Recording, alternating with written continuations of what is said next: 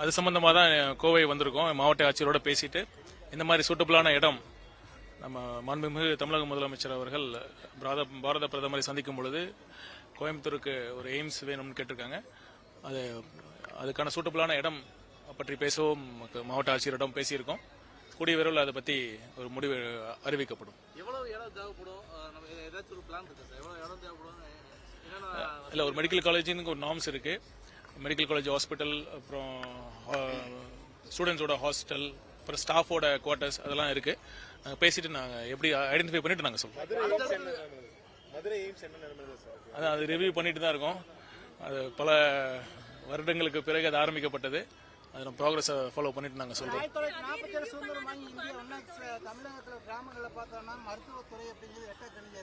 எதுங்க? பல்வேறு கட்சிகள் வந்து ஆட்சி செஞ்சுட்டு போயிருக்கிறாங்க. இந்த நிலைமையில என்ன ஒரு துணை சுகாதார நிலையம் கூட கட்டாக இருக்கிறாங்க. அதை பத்தி நம்மளுடைய புதிய அரசாங்கத்தில் இல்ல, அதாவது இதற்கு முன்னாடி எப்படின்னு உங்களுக்கே தெரியும், நான் சொல்ல விரும்பல.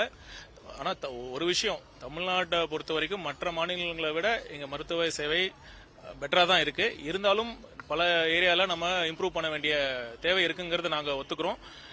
நம்ம மாண்புமிகு தமிழக முதல்வர் அவர்களின் லட்சியம் என்னன்னா, அனைத்து தரப்பு மக்களுக்கும் ஒரு தரமான மருத்துவ சேவை கிடைக்கணுங்கிறது தான் அவரோட லட்சியமா இருக்கு. அதற்காக பல வகையில நாங்க முன்னெடுப்புகள்லாம் எடுத்துக்கிட்டு இருக்கோம். குறிப்பா மருத்துவர்கள், செவிலியர்கள், அப்புறம் மருத்துவ உபகரணங்கள், அதையும் தாண்டி ஒரு மருத்துவ பயனாளிகளின் அனுபவங்கள் சொல்றோம். பேஷண்ட் எக்ஸ்பீரியன்ஸும் ஒரு நல்ல திருப்தியான முறையில் ஒரு சுத்தமான சுகாதாரமான ஒரு மருத்துவமனை வளாகம், தூய்மையான கழிவறைகள், ஒரு அங்கே வெயிட்டிங் டைம்லாம் எந்த அளவுக்கு குறைக்க முடியும் அப்படிங்கிற மாதிரிலாம் பார்த்துட்டு ஒரு தனியார் தரத்துக்கு இணையாக கொடுக்க வேண்டும் என்பதுதான் முதலமைச்சர் அவர்களின் நோக்கம். அதற்காக தான் நாங்கள் உழைச்சிட்டு இருக்கோம்.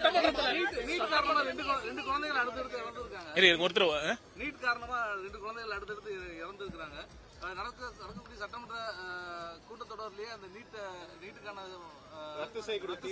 தீர்மானங்கள் வாய்ப்பு இருக்கு. ரொம்பவும் வருந்தக்கூடிய விஷயம். 2 நம்ம மாணவர்கள் உயிர்களை நம்ம இழந்திருக்கிறோம். நீட் வேண்டாம் என்பதுதான் தமிழக வெற்றி கழகத்தின் உறுதியான நிலைப்பாடு. தேர்தலுக்கு முன்னாடி நம்ம வேணாம்னு சொல்லியிருக்கோம். இது மாநில உரிமைகளுக்கு எதிரானது, கிராமப்புற ஏழை எளிய மாணவர்களுக்கு எதிரானது தான். அதனால தான் நம்ம வேண்டாம்னு சொல்லியிருக்கோம். நிரந்தர தீர்வா கல்வி மருத்துவத்தை நம்ம மாநில பட்டியலுக்கு கொண்டு வரணும் தான் நம்ம ஆளுநர் உரையில கூட அதை நம்ம தெளிவாக சொல்லியிருக்கிறோம். இடைப்பட்ட காலத்தில் நீட் இருக்கும் வரை மாணவர்களுக்கு நம்ம கோரிக்கை விடுக்கிறோங்கன்னா, தயவு செய்து இந்த மாதிரி தவறான முடிவுக்கும் நம்ம போகக்கூடாது. நம்ம பார்த்தீங்கன்னா கண்டிப்பாக ஒரு மன உளைச்சல் ஏற்பட்டு இருக்கு. அது நம்ம ஒத்துக்கிட்டு தான் ஆகணும். ஏன்னா ஒரு நீட் மாதிரி ஒரு பெரிய ஒரு காம்படிட்டிவ் எக்ஸாமை ஒரு தடவை வச்சு திருப்பியும் கேன்சல் பண்ணி ரீ எக்ஸாம் வைக்கிறப்ப கண்டிப்பாக இயல்பாகவே பல மாணவர்களுக்கு அந்த மன உளைச்சல் ஏற்பட்டிருக்குங்கிறது உண்மைதான். இருந்தாலும் இதற்காகத்தான் நம்ம தமிழக அரசு ஒரு பிரத்யேகமாக ஒரு சேவை மையத்தை, ஒரு 108 ஆம்புலன்ஸ் போல 104 104 அப்படிங்கிற ஒரு உதவி மையம் நம்ம அமைச்சிருக்கோம். நல்லா ட்ரெயின்டு சைக்காலஜிஸ்ட்லாம் இருக்காங்க. மாணவர்கள் மட்டுமல்ல, பெற்றோர்களும் ஏதாவது உங்களுக்கு தேவையா இருந்தால் தயவு செய்து இதை பயன்படுத்திக் கொள்ளலாம். கண்டிப்பாக ஒரு பிரச்சனையை மாணவர்கள் ஒரு விதத்தில் ஒரு கண்ணோட்டத்தில் அணுகுவாங்க. அதுவே நம்ம அங்க இருக்கிற ஒரு ட்ரெயின்டு சைக்காலஜிஸ்ட்லாம் வேற ஒரு கோணத்தில் சொல்லி அவங்களுக்கான அந்த கஷ்டமான சூழ்நிலையை போக்கக்கூடிய அனைத்து ஆலோசனைகளையும் கொடுக்க நாங்கள் தயாராக இருக்கிறோம். நிறைய கால்ஸ் வந்துட்டு தான் இருக்கு. நாங்கள் அந்த மாணவர்களுக்கும் பெற்றோர்களுக்கும் உரிய ஆலோசனைகளை வழங்கிட்டு தான் இருக்கோம்.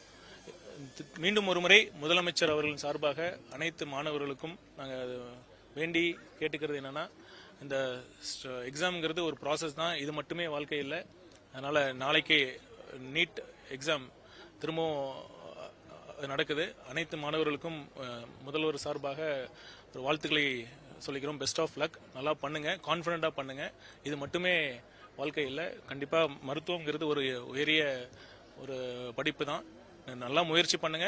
அதே சமயம் கிடைக்கலனாலும் பெரிய வாழ்க்கை ஒன்றும் முடிஞ்சு போயிடுறது இல்லை. நிறைய ஆப்ஷன்ஸ் இருக்கு.